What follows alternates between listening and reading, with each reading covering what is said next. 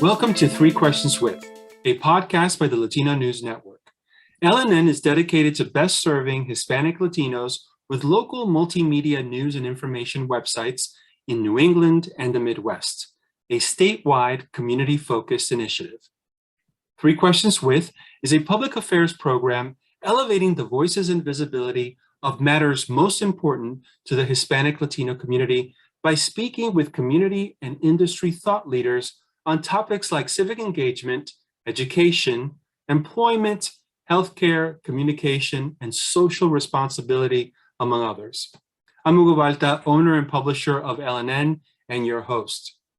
Massachusetts is home to more than 30,000 Hispanic Latino businesses, 3,800 of which are employer firms that generate over $4.2 billion in annual revenue and create more than 27,000 jobs. That's according to Betty Francisco, co-founder of Amplify Latinx. The state is also home to 9% of Hispanic Latino eligible voters, according to the Pew Research Center. The group reached a milestone in 2020, becoming the largest ethnic and racial electorate, and is sure to be a key component to any candidate seeking office in this year's midterms. Still, while those numbers are impressive, systemic barriers are keeping the community from realizing equitable power and wealth. Rosario Ubiera-Minaya is the executive director of Amplify Latinx, a nonpartisan collaborative movement whose mission is to build Latinx economic and political power by significantly increasing Latinx civic engagement and representation in leadership positions across sectors. She's this month's guest on Three Questions With. Rosario, welcome to the program. Thank you so much for having me, Hugo. It's a pleasure. Rosario, let's start with the conversation with Amplify Latinx mission. It is to, quote, be a leading voice and advocate for our Latinx communities across Massachusetts by building a diverse, unified, and powerful coalition of Latinx leaders and partner organizations. Tell us about your organization and how you bring its mission to life. Yeah, sure. Again, thank you for having us at this platform. It's always great to be able to talk about the organization because the way we sustain ourselves and grow is making sure that many Latinos know about the work that we are doing. We have become a trusted Latinx-led coalition. At this point, we are over 6,000 members, and these members are participants and engaged in our programming and events and convenings, but we also have close to 300 cross-sector partners. So that's why we are a coalition. We are a space that bring all of those cross-sectors, individuals, organizations, and groups together to make sure that we are collaborating and working together to continue advocating for the Latino community. And as you said, our goal is to serve as one of the leading voices and advocates in Massachusetts for the Latino community. And we do that through different initiatives and opportunities to work together. We are a grassroots organization that works in bringing all those voices into one area, and which is economic opportunity for Latinos, and continue advocating for that goal. So yeah, so it's part of the work that we do comes out of those collaborations and the needs that we see in the grassroots level. Collaboration certainly is key to the success of any enterprise. In February, Amplify Latinx announced a partnership with Robinhood, a major U.S. commissions-free stock trading and investing app. As part of that announcement, you said, quote, as a demographic historically affected by systemic inequities, having resources and access to uplifting and promoting Latinx talent and representation and creating opportunities for economic growth is crucial to the rebuilding and restructuring of our economy. What are the historic systemic inequities keeping Hispanic Latinos from economic prosperity? Oh, thank you for that question. And it's a question that the organizations that we work with and collaborate with, and of course, the communities that we serve, have been challenged with. Massachusetts is among the wealthiest states in the country, and yet the Latino communities have struggled economically related to Latinos nationwide.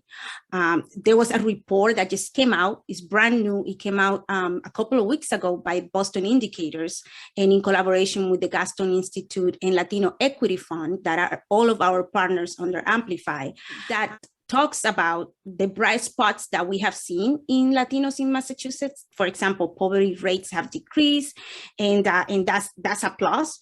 But on top of that, Latinos have a higher entrepreneurship and education and labor force participation rates than in years past, but it still is a disproportionate share of more than 800,000 Latinos in Massachusetts today.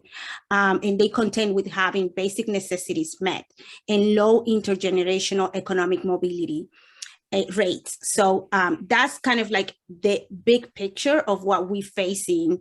And that encompasses so many different areas between housing and immigration and education and jobs and just basic training to be able to continue their economic mobility. And in part also is that we have seen that Latinos raised in Massachusetts lagged in comparison to the US Latinos, like the nationwide, in terms of their incomes by age 35.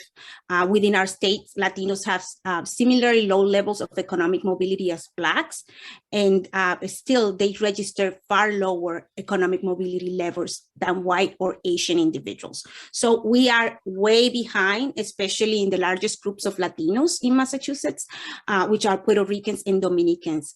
On top of that, we are not in one concentrated area. We are kind of like spread out, but also we are not in the Boston urban core cities. So we are outside in other more distant spaces or cities from Boston. And that's where fewer opportunities for upward mobility exist. So again, that's part of kind of like what we're dealing with in terms of the overall challenges with economic mobility for Latinos. And we saw that really being affected or highlighted during the pandemic, and we're still seeing it today. That's a really good point because one, Hispanic Latinos are not a monolith. As we all know, you have Hispanic Latinos that are US born, you have foreign born, you have language barriers, you have like the Puerto Rican community, because of the Commonwealth state and the relationship with the United States, have certain rights as citizens of the United States, but when it comes to voting, cannot vote for the general election unless they have a residence in the mainland. And of course, as you mentioned, there's also diversity of where we live. Not all Hispanic Latinos are living in urban areas, and certainly more and more of them are living in suburban areas that, as you mentioned, have fewer resources. You're listening to Three Questions with Rosario Ubiera-Minaya, Executive Director of Amplify Latinx.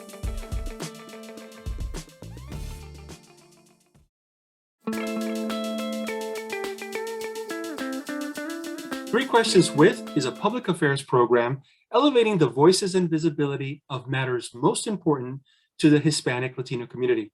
We're speaking with Rosario Ubiera-Minaya, Executive Director of Amplify Latinx. Rosario, you're originally from Quisqueya La Bella, the Dominican Republic.